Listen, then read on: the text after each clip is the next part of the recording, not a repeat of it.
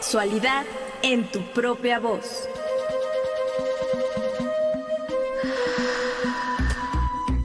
Historias, mitos y revolcones del pasado que resuenan en el presente.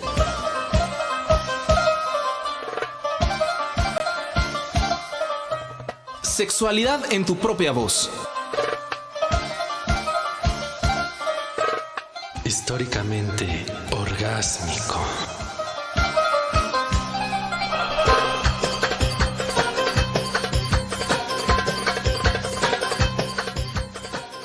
Buenas noches, ¿cómo se encuentra usted? ¿Sigue con las celebraciones? Le recordamos que el pasado fin de semana, domingo 13 de febrero, festejamos el Día Mundial de la Radio y queremos agradecerle a usted su escucha, porque gracias a eso la radio vive.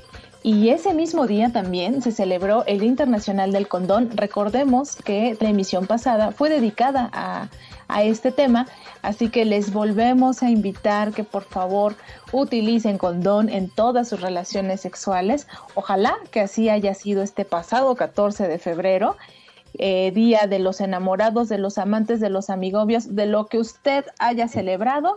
Ojalá que haya tomado las precauciones, ya que pese a esta pandemia no hay que dejar de sonreír y de pasar momentos agradables porque son muy necesarios para nuestra salud emocional, para nuestra salud física. Le damos nuevamente la bienvenida a este espacio. Gracias por sintonizar Radio Educación. Es un gusto saludarle. Mi nombre es Edith Rojas y en cada emisión acompaño a Juan Carlos Hernández Meijueiro. ¿Qué tal, Juan Carlos? ¿Qué ole, Edith? Pues con el 14 de febrero y la noticia de el Bester Gordillo casándose.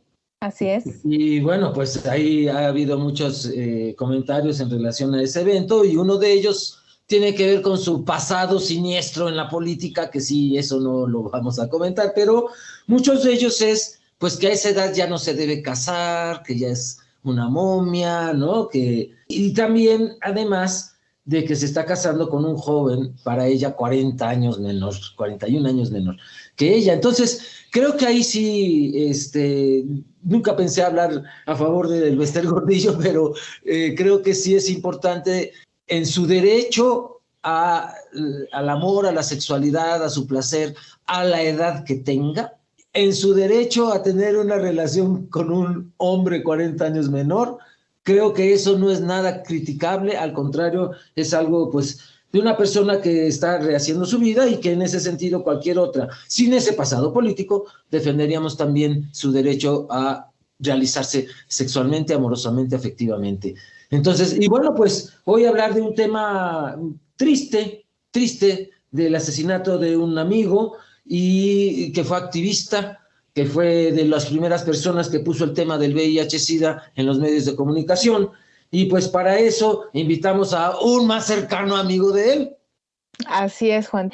Como tú lo dices, este programa lo dedicamos con mucho respeto y también con mucha admiración a Francisco Estrada Valle y por supuesto también a su madre Alicia Valle Chávez, quien falleció el año pasado, y una mujer que también luchó mucho a raíz del asesinato de Francisco Estrada. Y bueno, de la mano del especialista invitado vamos a conocer quién fue Francisco Estrada y por qué vale la pena recordarlo. Por ello tenemos la presencia virtual de Carlos García de León. Él es cirujano dentista por la UNAM. Actualmente cursa la maestría en educación de la sexualidad. En el ámbito de la respuesta al VIH y la diversidad sexual cuenta con una experiencia de 32 años. Habiendo sido parte de diversos esfuerzos comunitarios, presidió AVE de México, organización especializada en prevención del VIH, posterior al asesinato de su fundador Francisco Estrada Valle. Asimismo, ha sido parte de distintas iniciativas regionales y globales,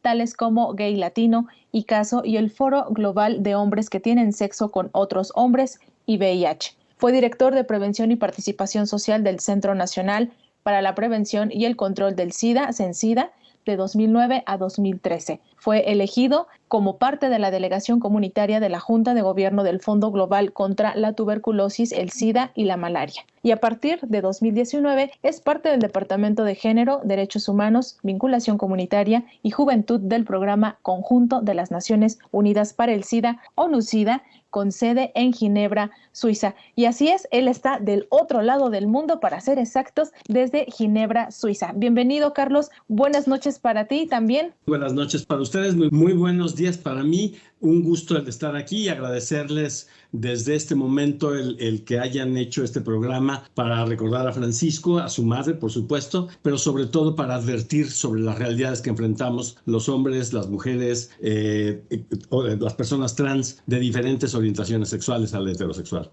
Sí, así es, querido Carlos, y qué gusto saludarte, amigo. Y pues vamos a ir a un corte, pero regresando, queremos platicar contigo sobre Paco Estrada Valle. ¿Quién era? ¿Dónde nace? ¿Cómo era su familia? Para que nuestro auditorio lo vaya conociendo y sepa que fue asesinado en 1992 por fuerzas oscuras del poder. No sabemos de dónde viene el balazo. Bueno, no fue balazo, pero lo matan. Y como bien dices, Carlos, para recordarnos que siguen sucediendo los asesinatos por transfobia, lesbofobia u homofobia. Así que gracias, Carlos, por estar aquí desde Ginebra. Vamos a ir a un corte, ¿cierto, Edith?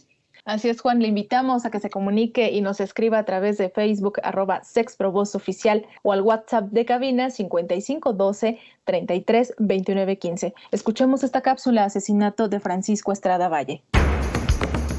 ¿Sabías que El asesinato de Francisco Estrada Valle es el primer crimen de odio del que se tiene registro en México?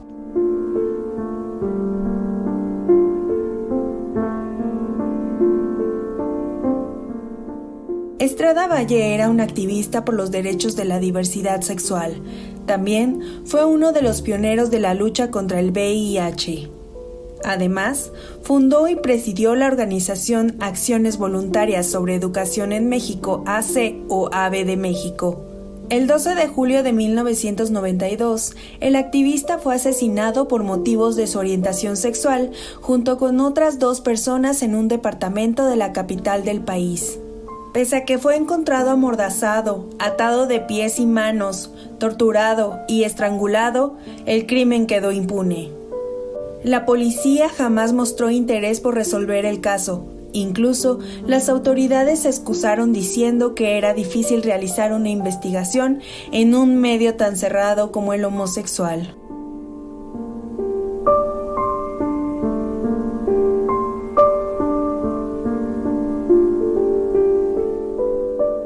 Del artículo Francisco Estrada Valle, el primer crimen de odio registrado en México, en el sitio web www.homosensual.com.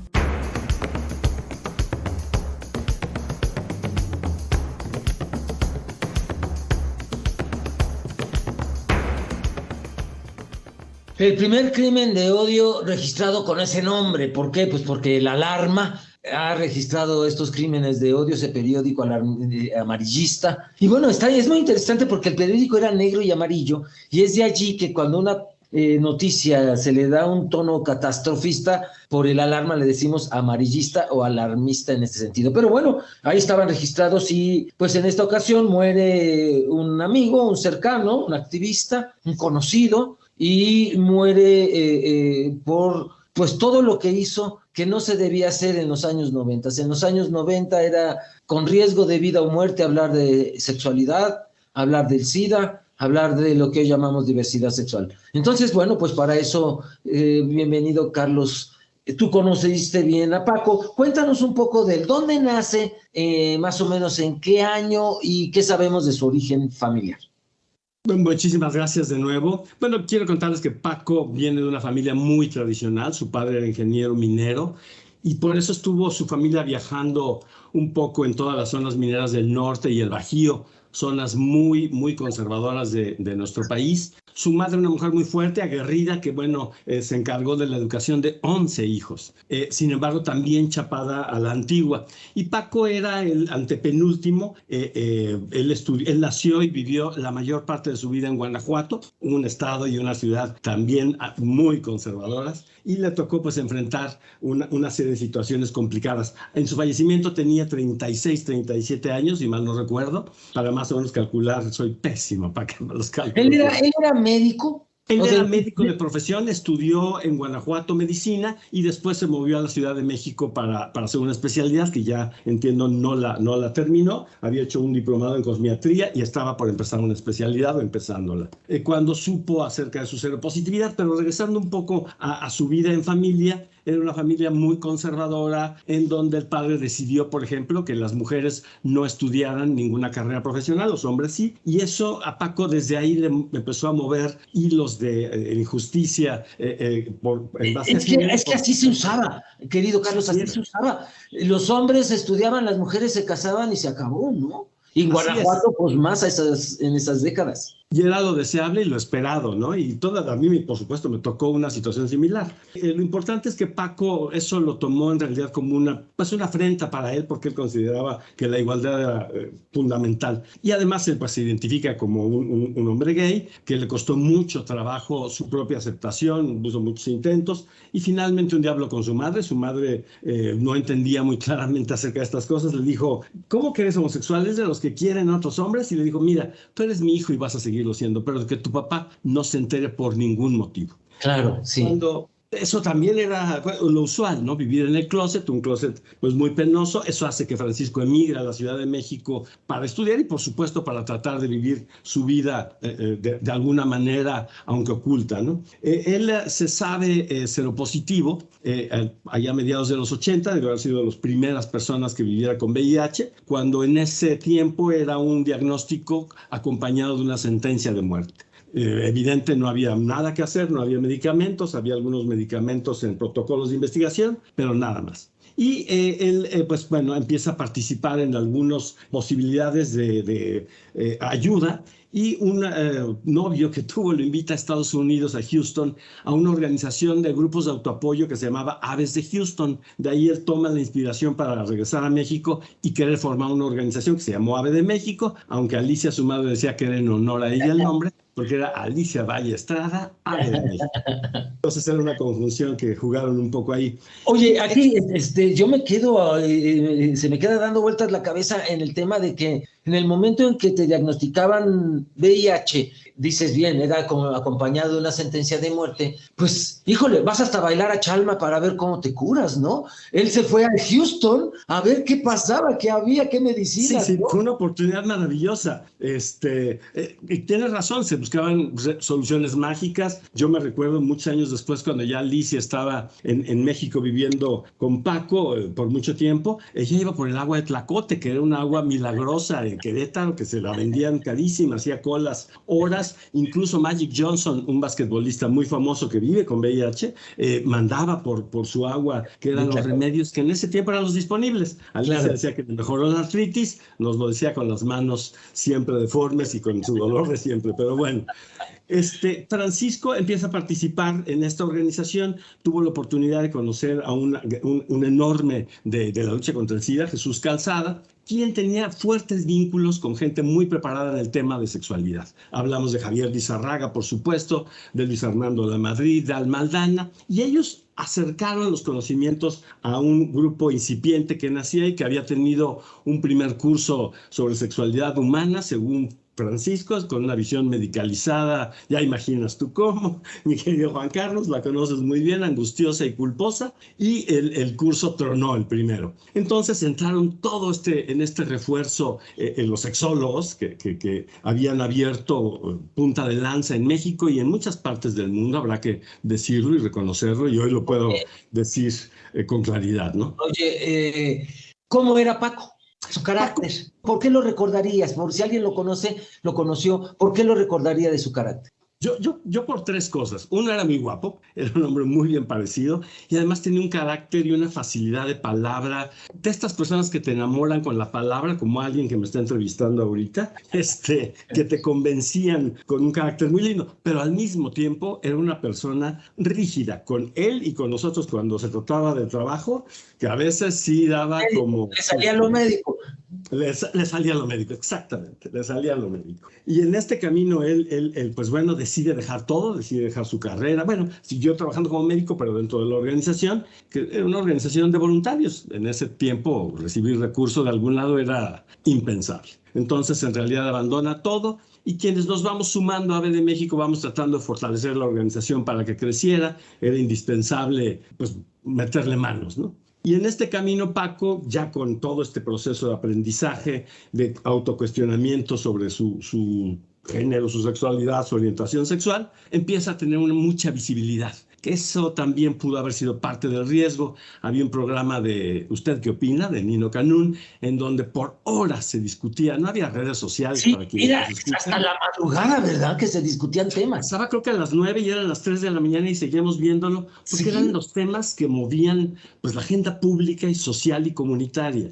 Y la gente participaba por teléfono y se manifestaban afuera de Televisa. Bueno, fue un fenómeno. Sí, fue un fenómeno. Ajá. Bueno, y todo esto que nos estás platicando tú, Carlos, él ya se había salido de su casa, su mamá ya sabía su orientación sexual, pero ¿su papá en algún momento se entera?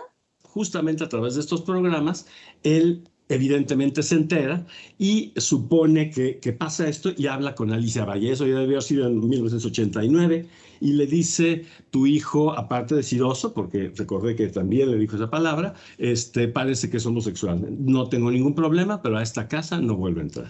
Y Alicia Valle le dijo, si mi hijo no entra, yo tampoco.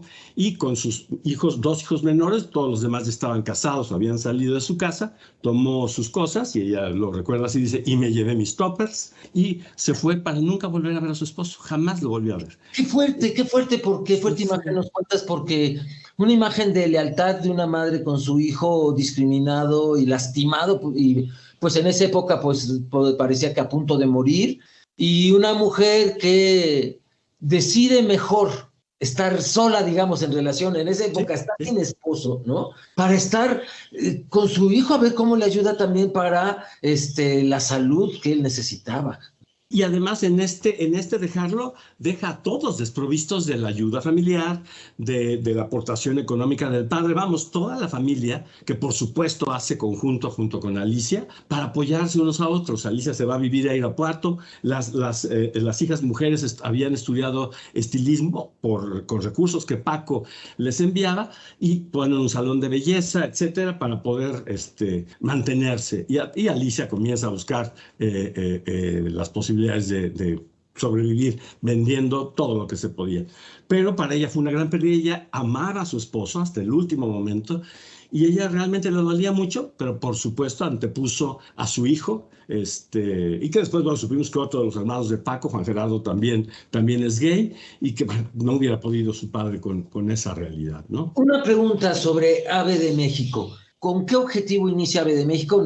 AVE de México busca un nicho, Francisco, que no existía en ese momento, que era el de la prevención y la educación sexual.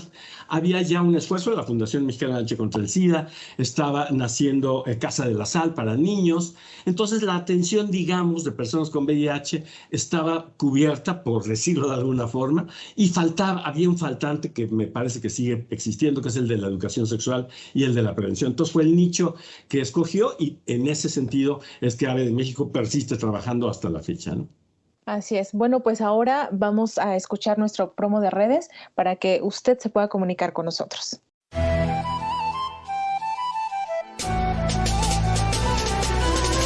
Te invitamos a participar a través de las redes sociales.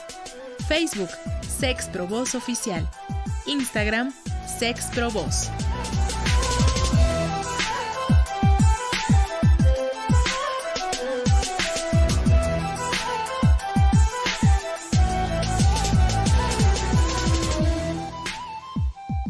Usted acaba de escuchar cómo puede ponerse en contacto con nosotros. Le recordamos que además de la página de Facebook, usted también nos puede escribir un mensajito o incluso mandarnos un mensaje de voz al WhatsApp de cabina 5512 33 29 15. Y en esta ocasión queremos enviarle un saludo a Judith Flores por escucharnos cada jueves, y también Chivis Sánchez, le enviamos un saludo, y ella nos escribió en la emisión pasada y nos dice: en Capacits de la Secretaría de Salud de Tlaxcala, ambos condones son gratuitos. Saludos, querido Juan Carlos. Chivi Sánchez se refiere, Juan Carlos, al tema que abordamos la semana pasada, que fue el Día Internacional del Condón, con la sexóloga Karime Reyes, y que justo decíamos que no sabíamos en qué ISSSTEs se estaba ya dando gratuitamente el condón femenino, que no es tan accesible como el condón masculino. Así es, y pues querida Chivis, te abrazo, te saludo, y qué linda que estás escuchando este programa, y gracias por informarnos de que ahí se pueden adquirir gratuitamente ambos condones. Así es. También Jorge Moreno nos dice: tengo una duda, ¿cómo supieron los antropólogos que era un condón? Y es que Jorge Moreno se refiere a un contenido que nosotros publicamos donde decíamos que desde hace 3.500 años se tiene vestigio de un condón, y que fue encontrado en la tumba de Tutankamón. Entonces él dice que, pues, ¿cómo supieron los antropólogos? Sí, quién sabe, porque pudo haber sido un calcetín que se perdió el otro, pero pues con todas las cosas que le pusieron a Tutankamón ahí, esto solo cabía en su pene. Entonces, no importa que haya sido un condón de fibra animal, de intestino, de cordero, pero pues a ellos les quedaba claro. Pero además tienes razón, cómo lo supieron es cuestión de interpretaciones. Y Gilberto Escobedo Cuilón, él nos dice: en la historia de los humanos siempre se han dado a la tarea de inventar profilácticos para evitar embarazos. Siento que solo hoy, en este tiempo, es que se logró algo efectivo. Siempre se usaron unos métodos más bien peligrosos y nada eficaces. Cierto es, porque pues en las mujeres en Egipto y otras regiones del Mediterráneo, las griegas también, sí ya tenían el concepto de separar el sexo por placer al sexo reproductivo con un anticonceptivo, nomás que sí era muy peligroso porque era miel mezclada con bicarbonato y caca de cocodrilo. Así que irla a buscar sí ha de haber sido muy peligroso. Entonces, pero sí ya había este concepto de separar la sexualidad reproductiva, la sexualidad placentera.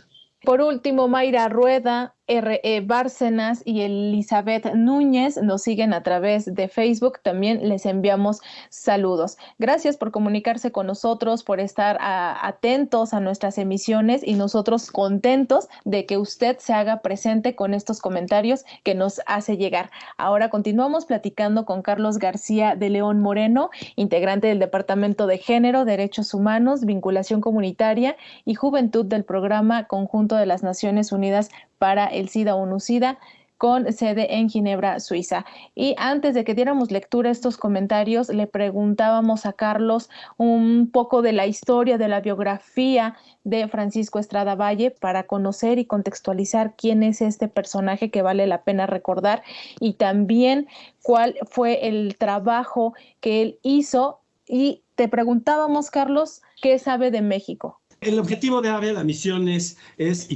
ha ido modificándose un poco con el tiempo, pero básicamente educar para poder prevenir, y por supuesto siempre en el ámbito de la ciencia, con evidencia en base científica, con un sustrato para el placer, por supuesto, para evitarnos todos los temas de culpa, y donde la salud sexual y la vivencia de los derechos sexuales pudieran ser una realidad. Entonces, ha sido su objetivo. Entonces se centró mucho en la prevención, dirigido a poblaciones clave para nuestro país, que básicamente eran hombres que tienen sexo con otros hombres, y hombres gays y personas trans.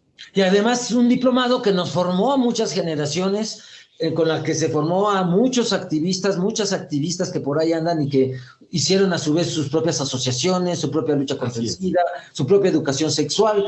De veras, AVE de México formó parte de una experiencia piloto para empezar a hacer educación sexual a la población en general, y eso los puso mucho en riesgo, porque creo que empezaron a recibir amenazas o algo pasó, Carlos. Sí, se va un poco la visibilidad que tenía Paco, la propia visibilidad que había obtenido AVE de México, el que tantos activistas pues, salían con mucha pasión, teníamos maestros extraordinarios en un tema que era tabú, que persiste en serlo, pero era un diplomado que empezó siendo de fin de semana y terminó siendo de casi 290 horas. Entonces sí era una capacitación profunda que además permitía la reflexión personal, en fin, hizo muchos cambios. Entonces toda la gente que salía de ahí salía para hacer cosas y entonces impactaba en televisión, radio, en las marchas, en las actividades que en aquella época teníamos para visibilizar esta temática. Entonces eso puso en riesgo y efectivamente recibíamos amenazas telefónicas,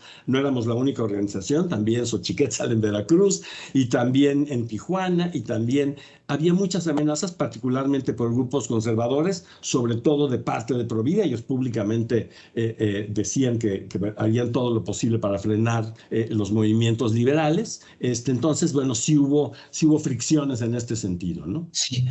Carlos, ¿cuánto tiempo estuvo al frente antes de su asesinato Francisco Estrada aquí en AVE de México? Francisco estuvo al frente de AVE más o menos desde 1987, que empezó a formarse informalmente la organización, perdón por el pleonasmo, hasta su asesinato en 92, aunque los últimos 6 meses Francisco había terminado su relación con Jesús Calzada, quienes fueron pareja durante mucho tiempo, y había pues un poco decidido dejar un poco, porque el activismo de aquella época era muy demandante, lo sigue siendo, y era un trabajo de 24 horas. Y su nueva pareja, Thierry Cugnot, un francés, le estaba ayudando un poco a decir, bueno, está bien lo que haces, pero también te toca vivir un poco la vida y darte tiempo para descansar, ¿no?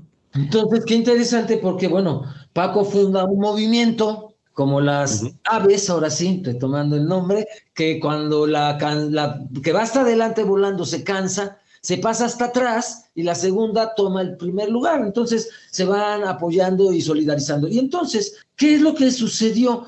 ¿Cómo? Habría que decir que ahí justamente el AVE que estaba tomando en ese momento el liderazgo era Luis Armando Lamadrid, que lo hacía muy bien y conocía perfectamente la organización. ¿Qué pasa? Que vamos al 5º curso de capacitación sobre sexualidad. El viernes que preparábamos las cosas para llevarlas a Coyoacán, usualmente lo hacíamos en los edificios de las Casas de la Cultura allá en Coyoacán, preparábamos las cosas el viernes anterior en las oficinas de AVE, y Paco tenía una invitación de un amigo de él médico, René de la Torre, quien lo invitaba a cenar, y hacía años que no se veían. Él vivía en Pacífico y División del Norte. Alguien le dio un aventón de los compañeros de AVE, no encontraron, les fue muy difícil encontrar el departamento, lo dejó ahí. Francisco regresó a la organización, ahí durmió, y participó el sábado con nosotros en el curso. Me comentó en la mañana que había tenido una fuerte discusión apasionada sobre gente que era muy ignorante sobre temas de SIDA y que había estado en esa cena.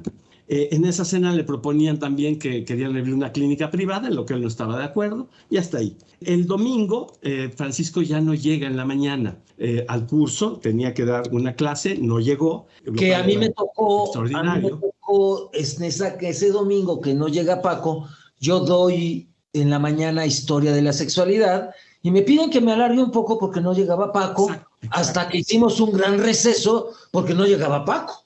Y se tuvo que cambiar todo porque además era, bueno, un poco sacando de la manga de alárgate, porque algo pasa. Y así pasó, ya, pues bueno, estuvimos haciendo una búsqueda por todos lados, por supuesto no lo encontramos. Esto era un domingo porque el curso se hacía en fines de semana, y el martes su pareja recibió una llamada de la Procuraduría. Bueno, recibimos apoyo de mucha gente para que la Procuraduría alzara este tema a lo más alto. Nos recibió incluso el Procurador General de esa época, y que extrañamente nos dice en la entrada, nos dicen a mi compañero y a mí que fuimos, José Francisco Estrada, el seropositivo. Tenían información muy clara de quiénes éramos. ¿Qué forma de definir a una persona, no? El seropositivo. Pero eso habla de cómo era el activismo en esa época y cómo la Secretaría de Gobernación de entonces tenía o tiene claros registros del trabajo y de la vida de las personas, de la vida personal y confidencial de quienes estábamos en el activismo, y se fotografiaban, si recuerdas las marchas, sí, claro. Fotografías de cara, era muy evidente. Y bueno, apareció su cadáver el 14 de septiembre, el día martes, en el mismo lugar donde él había cenado el viernes. Para muchos estuvo en el lugar incorrecto. No creemos que él haya vuelto por su propio pie a ese departamento. Suponemos que quienes estuvo ahí, con quienes estuvieron, fueron por él. Algo pasó que él aparece en ese lugar. ¿Y bueno, quiénes estaban allí? En ese lugar había otros 2 asesinados, René de la Torre, el propietario del departamento, y una persona que no era conocida de Francisco hasta donde entendemos, Gilberto Méndez, me parece, que era del Estado de México, él era de Toluca. Cuando Francisco llega a esa casa, por las diferentes horas de muerte, los otros 2 ya estaban asesinados, los tuvo que ver al entrar. Entonces debe haber sido un martirio terrible para Francisco. Francisco fue asesinado aproximadamente a la 1 de la tarde del domingo anterior, el domingo 12. Entonces, pues estuvo seguramente muchas horas en lo que debe haber sido una tortura psicológica y por supuesto también física para él, ¿no? Lo estrangulan. A él lo estrangulan y le hacen un corte en el cuello y le ponen tela adhesiva que cubría nariz y boca, lo amarran de pies y manos y con eso incluso la Procuraduría nos preguntó si no sospechábamos de algún intento de suicidio, que esto podría ser, ¿no? Entonces, resulta increíble, ¿no? ¿Con ropa o desnudo? Estaba con ropa y ropa que él se había puesto, los peritos y un apelito que posteriormente contratamos nos constató que él se había puesto la ropa por sí mismo, no se la quitaron, no hubo violencia sexual, seguramente violencia física. El más torturado había sido el propietario del departamento, René de la Torre. Y esa noche que encontramos a Francisco, encuentran a otros 2 cadáveres asesinados de la misma forma en Ansúrez, en la calle de Thiers, en un departamento. La coincidencia entre los 2, se encontraba en una tarjeta que estaba la dirección de un lugar en el otro y las videocaseteras de ambos lugares estaban rotas, las videocaseteras. Para quien no sabe ahora, había aparatos para ver películas con una cinta grandota, que era un cassette grande, y estaban las videocaseteras, pero ¿por qué las videocaseteras? ¿Qué te parece si vamos a un corte? Porque tenemos que ir a una cápsula más, pero que nos cuentes cuál es tu hipótesis de por qué las videocaseteras y estos 5 asesinatos de homosexuales, 2 en Ansúrez, 3 en Coyoacán, en 1992, y uno de ellos activista Paco Estrada Valle. Volvemos.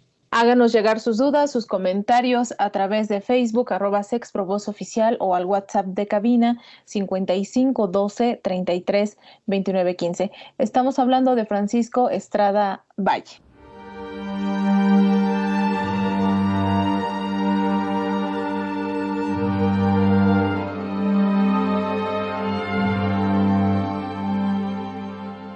Ante la impunidad del asesinato de Francisco Estrada Valle, la madre del activista, la señora Alicia Valle, emprendió una lucha para dar con los asesinos de su hijo y de otros hombres que también fueron asesinados la misma noche.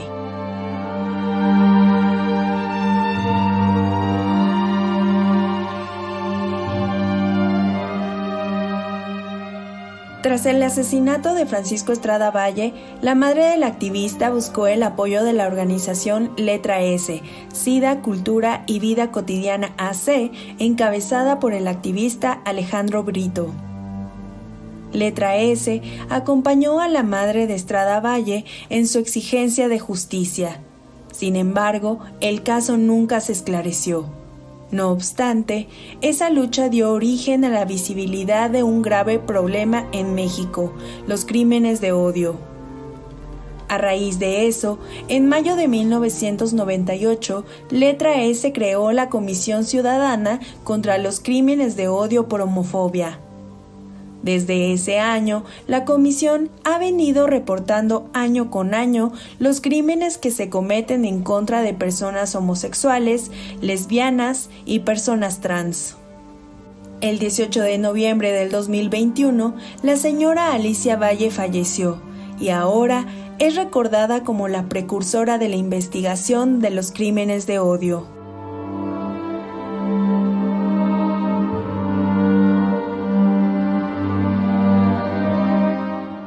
Del artículo "Fallece la activista Alicia Valle, precursora de la investigación de los crímenes de odio", en el sitio web www.adonis.com.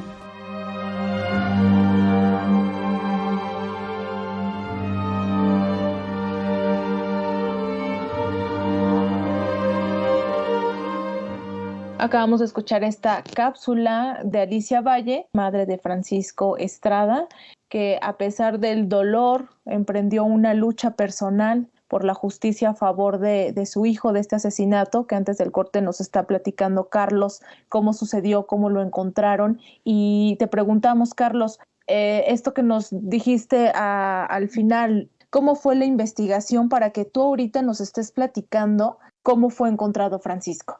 Sabemos que la autoridad no ha de haber hecho su trabajo para que ustedes tuvieran toda esa información. Sí, desafortunadamente no, ya lo cuento muy masticado. Estos fueron procesos que nos llevaron horas de angustia y de mucho sufrimiento, y particularmente a su madre y a quienes lo querían mucho. Y eso provocó muchas cosas que ahora platicaré brevemente. Nos enteramos que apareció, fuimos a la delegación, ahí estaba, le avisaron a su madre. Ella dice que intuía que su hijo estaba muerto. Estuvimos todo el día en la delegación, por supuesto, con las obvias preguntas de quién tenía sexo con quién era el activo, quién era el pasivo, con toda la gente de AVE. Absurdas, ¿no? Y, por supuesto, la teoría de crimen de odio pasional, cosas así. Alicia, al irse, ya a las 7, 8 de la noche, estuvimos ahí desde las 6 de la mañana, ve en un puesto justamente un alarma, un periódico de estos que mencionaba Juan Carlos, y ella ahí le cae el 20, decimos, de que fue un crimen. Cuando entramos a ver el cuerpo de Francisco, lo revisamos plenamente. Después, cuando Alicia llevó de nuevo, había otros 2 cadáveres. En ese momento no sabíamos que había sido asesinado con otras personas. Y Alicia nos insistía que había una diferencia de hora en la muerte de cada uno, porque sí, evidentemente el cuerpo de René particularmente se notaba en un proceso de descomposición mucho más adelantada que la de Francisco. Eso, por supuesto, también lo supimos después.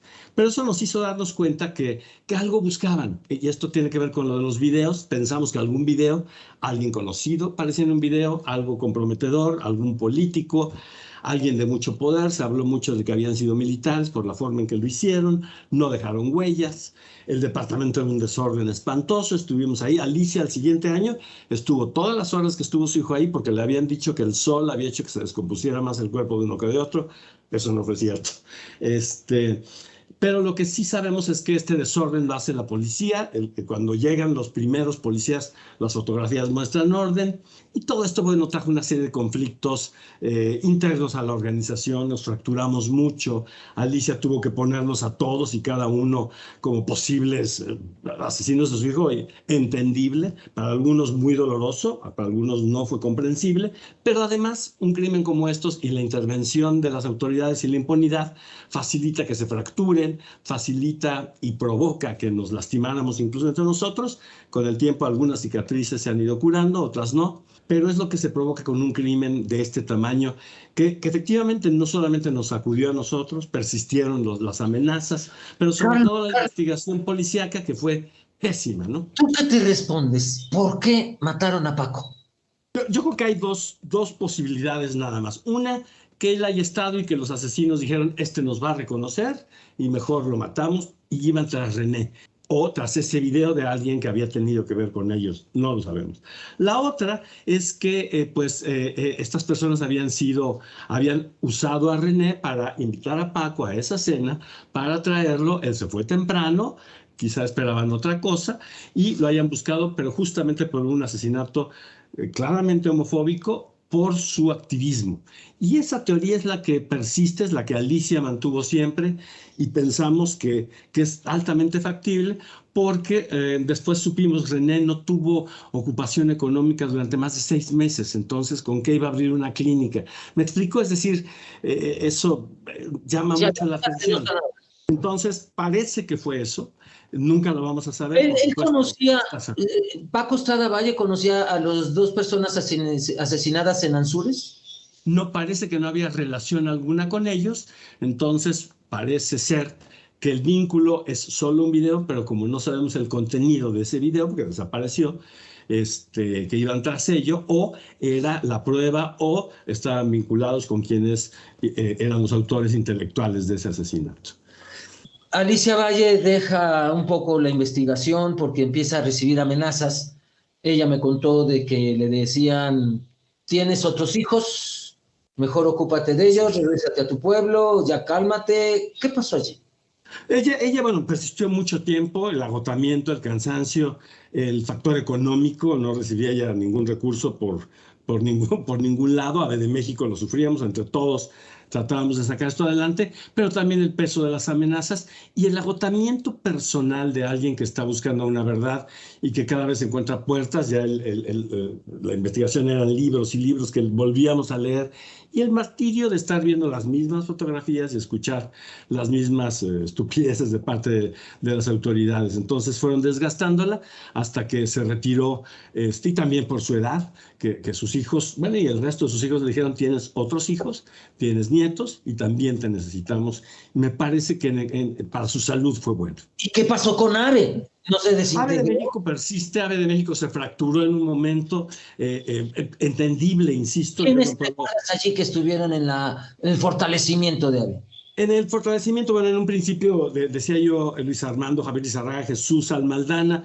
Después, en esta segunda parte, Oscar Chávez, Juan Carlos Hernández Meijueiro, que nos ayudaron enormemente, Marco Palet, no se puedo nombrar tantas, Anabel Rodrigo, el propio Carlos Monsiváis estuvo apoyando, algunas otras organizaciones más externas, Colectivo Sol, que fueron cooperando para que AVE no se disolviera.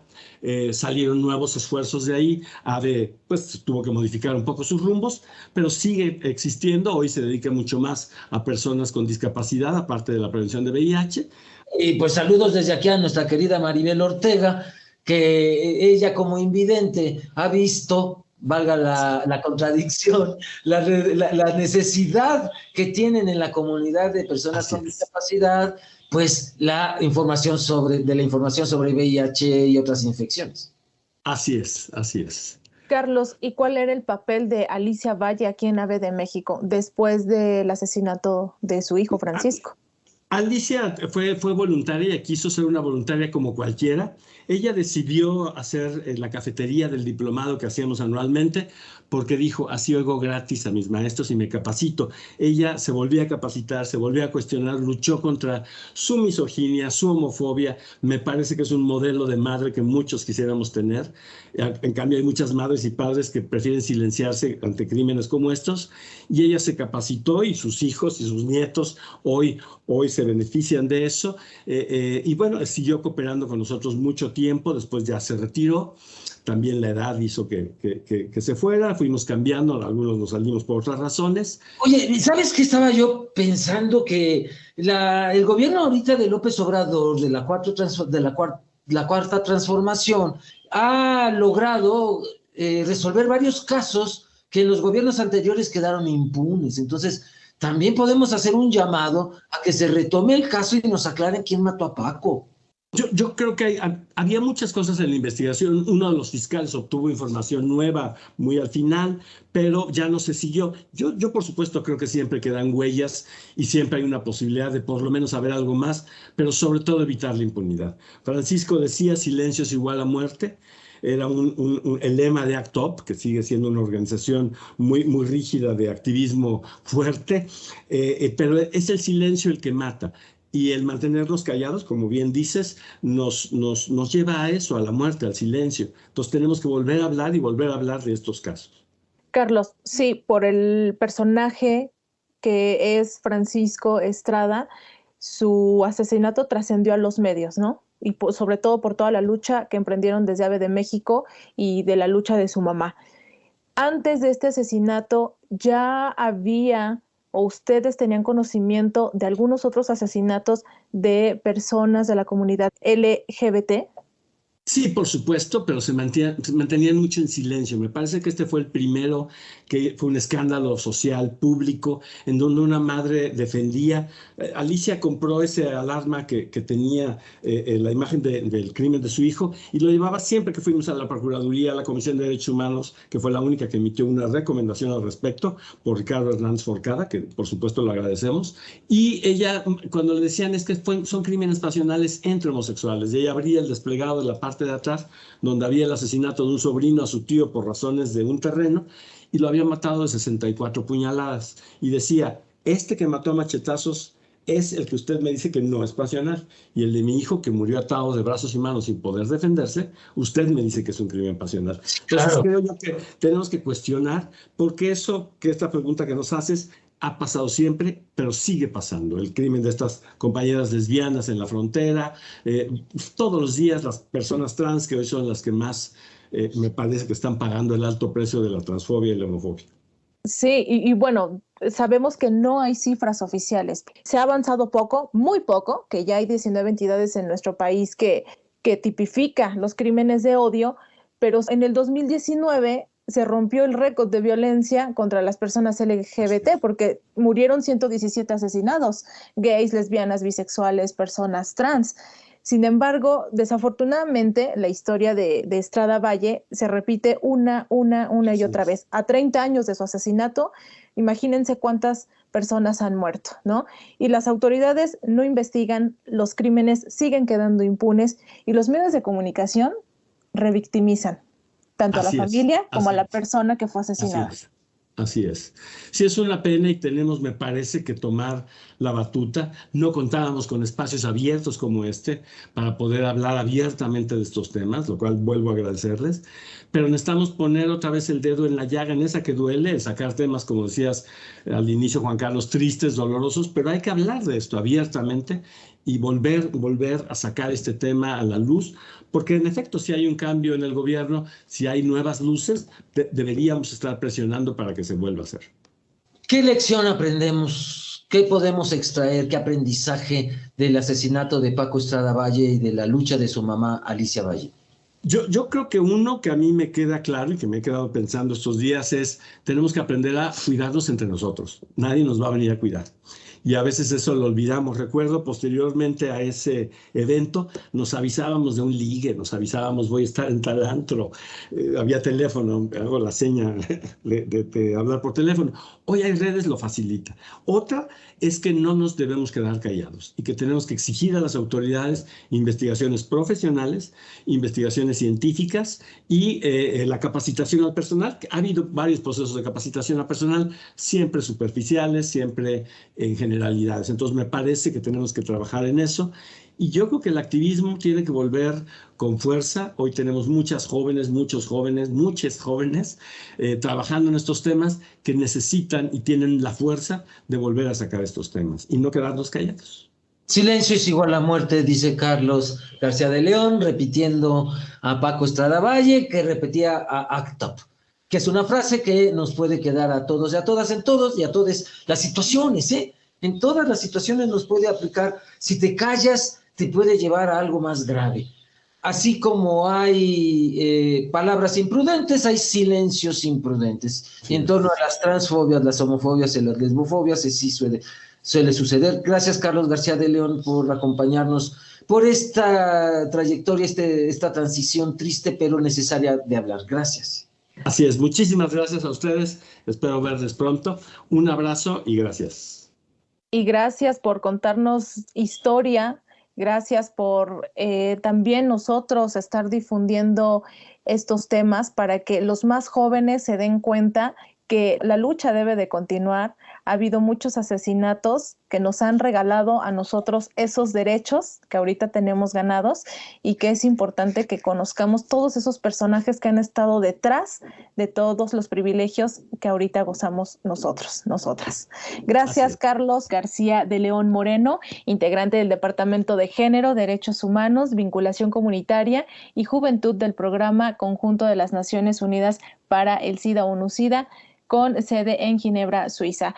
Por esta entrevista, un gusto estar con ustedes como cada jueves. Agradecemos su sintonía. Recuerde que si quiere volver a escuchar este programa, compartir nuestros contenidos e incluso programas pasados, puede hacerlo a través del sitio de descarga www.e-medioradio.edu.mx. Estuvimos con ustedes, Edith Rojas y Juan Carlos Hernández Meijueiro. Nos escuchamos la próxima semana. Buenas noches.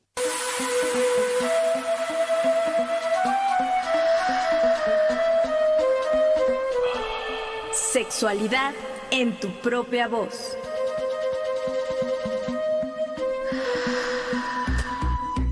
Historias, mitos y revolcones del pasado que resuenan en el presente.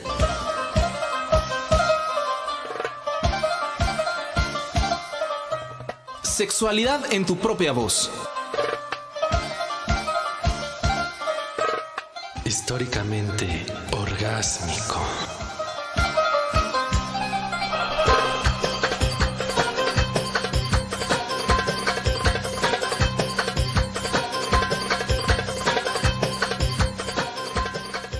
En este programa participamos Luis Luna, Alejandra Montes de Oca, Óscar Solís, Daniel Hernández y Saraí Pérez. Esta es una producción de Graciela Ramírez para Radio Educación.